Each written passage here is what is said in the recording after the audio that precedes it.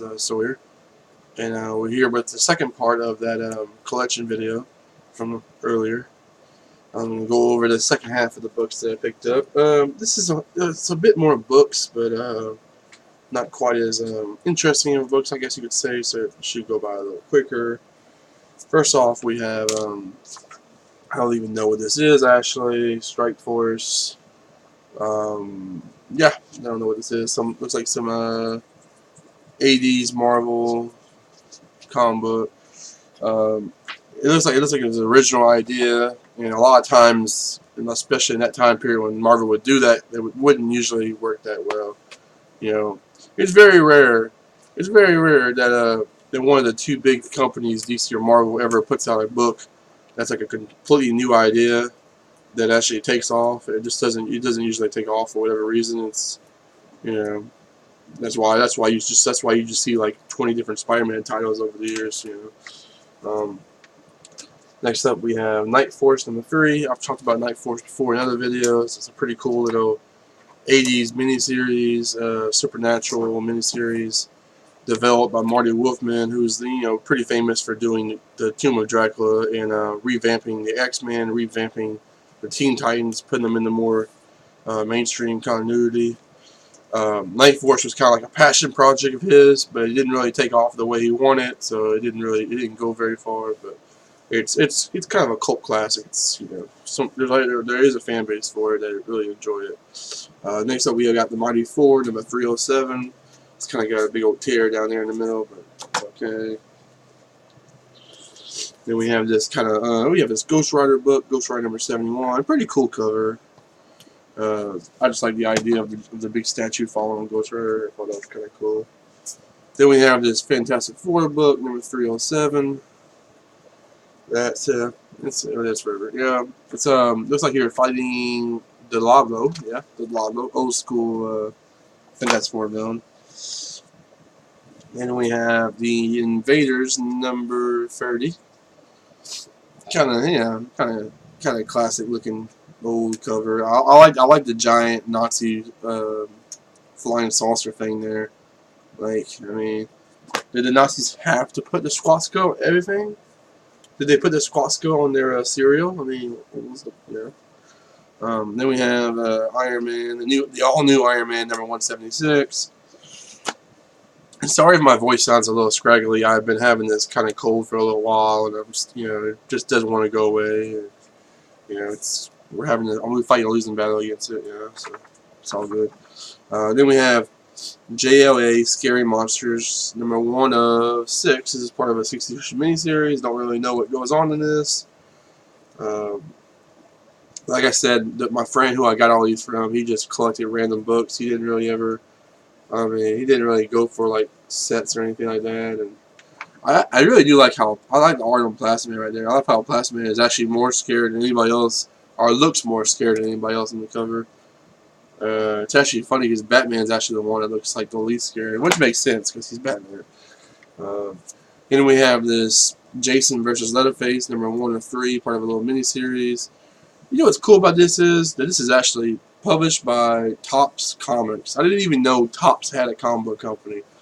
Topps is mostly known for their trading cards, for their branding stuff. So I guess they might have made comic books solely for the purpose of selling, cards and stuff. I don't know. But, I'll save that for later. It's kind of a cool item. Then we got let's see, we got Action Comics number 591. Superman fighting Superboy. Is it? Yeah, it is Superboy. Then we have his other Action Comics number 596. Pretty cool Spectre guest appearance cover. Then we have this Unity number 1 holographic 90s bullshit cover from Image. Back when Image was kind of starting off, and they were mostly just people, ex-artists and writers, or mostly artists from Marvel. Then we have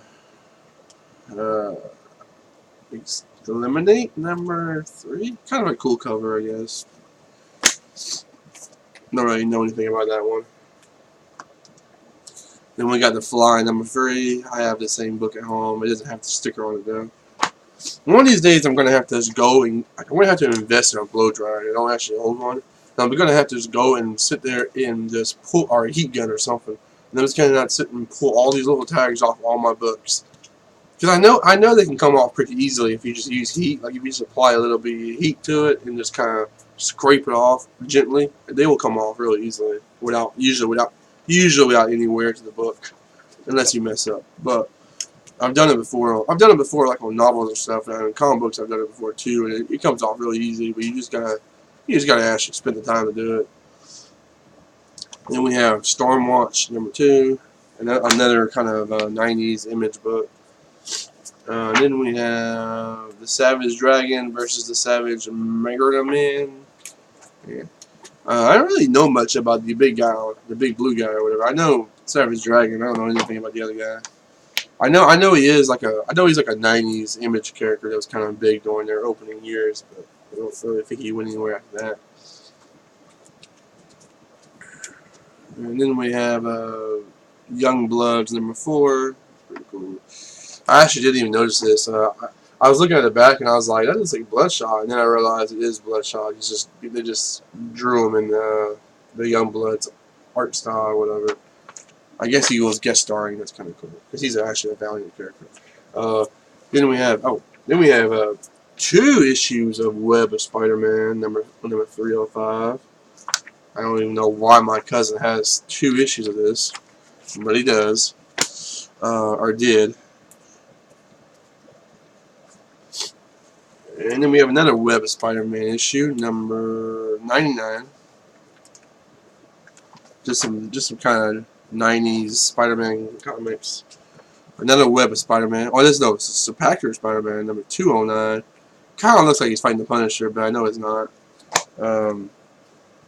Let's see. Another Supactor Spider-Man fighting Tombstone, number 204. Then we got All-Star Squadron, number 66, featuring the Tarantula. That's pretty cool. I always liked the Tarantula. I always thought he was kind of a cool character. Cool costume and all that. Then we have the Supactor Spider-Man, number 187, kind of a Vulture cover. Kind of surprised they were still drawing the Vulture like that. I thought in this time period they were doing the Vulture like with that stupid, with that kind of armor-looking look, and he had the curly hair, and he was younger, or he like, was it that he was younger? Or, oh no, it wasn't. Yeah, he was like I remember that. He used to have this thing that he would like absorb the youth out of people, and he would become younger himself. But he had to keep doing it because it would eventually wear off. So yeah, I remember that. It was a really weird thing. They kind of made him into this like, youth vampire. It didn't last very long. I know in the cartoon, the '90s cartoon, that was how they portrayed him, but yeah, that's not normally how he's portrayed. Then we have this Excalibur number 30. What is actually Marvel Comics Presents number 34, which Marvel Comics Presents is basically just kind of like a potluck book, They give you 2 or 3 short stories of different characters and just throw them in the same book together. Usually characters that don't have their own titles.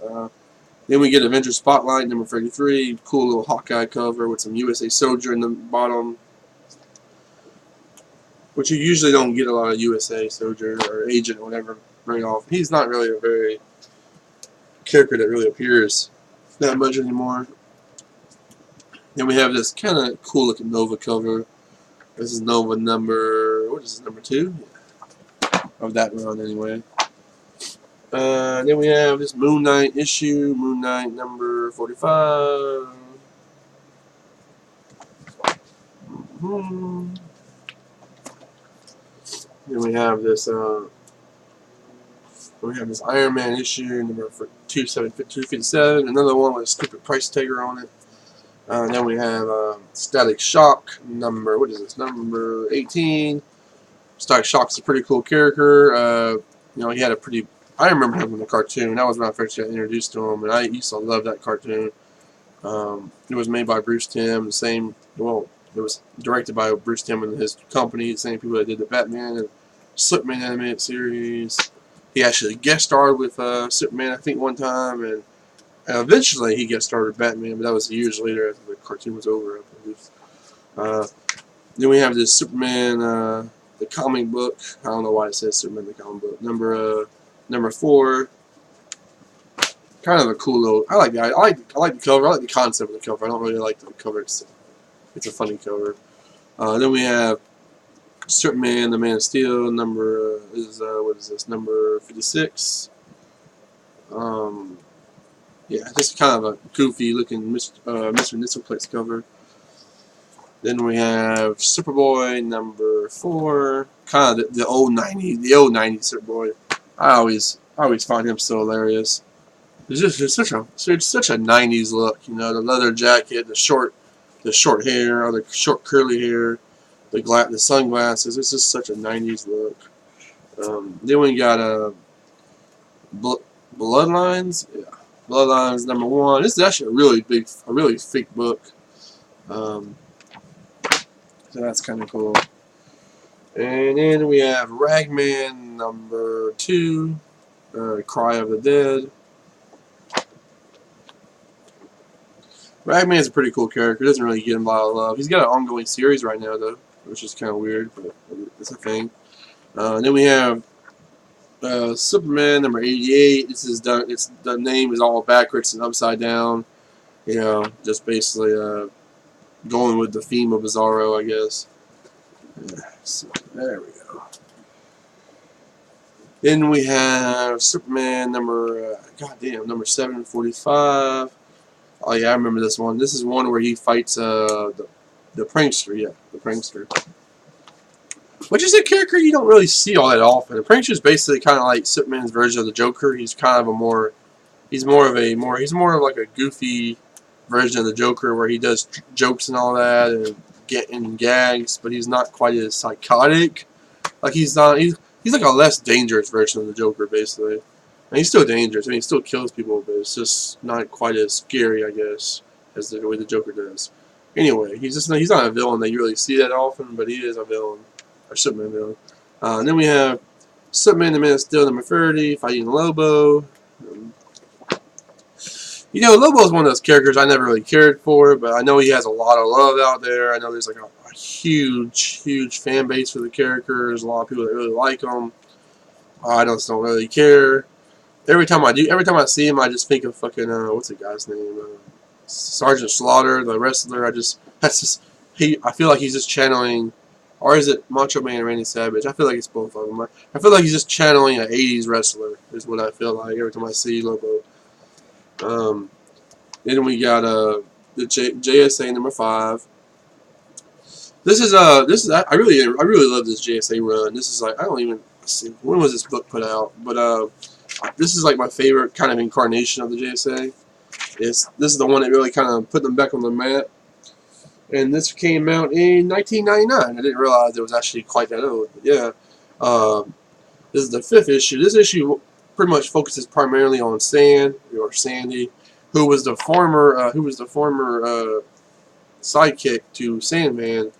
But when Sandman died in the first issue of this series, it's an old man, and Sand, who has gotten older over the years, he kind of takes up the mantle. And in this issue, he kind of turns into this giant sand monster that's connected to this really old Justice League JSA team up from the 70s, where he was turned into a sand monster. It's complicated anyway, but it's basically continuing like a really old storyline that is part of Sand's history, and it's pretty cool. Sand was probably one of my favorite members of the team because he was just he kind of had this kind of cool Batman kind of vibe going on, but he also had very powerful sand powers. He could travel through the earth and stuff, and he could make constructs. I mean, he was a very powerful character. So. And then we have the Comet number 4, just kind of a generic issue of the Comet where he's teaming up with the Black Hood. The Black Hood's actually kind of a cool character. The Black Hood's actually probably more interesting in Comet, honestly. The Black Hood is this character that well, it's kind of like a legacy thing where anybody can be the Black Hood, but the Black Hood itself is a mask, a hood that whoever puts it on, it kind of like calls to you, and when you put it on, it kind of like basically, I don't know if it really possesses you, but it compels you to do the hood's bidding. Which the hood's bidding is basically that the hood's basically like a spirit of vengeance. It wants to go out and kill people, bad guys. It wants to get revenge, and kind of purge the criminals of the world. So whenever you put the Black Hood, you're basically compelled to become this like vigilante and go out and kill people and do the bidding.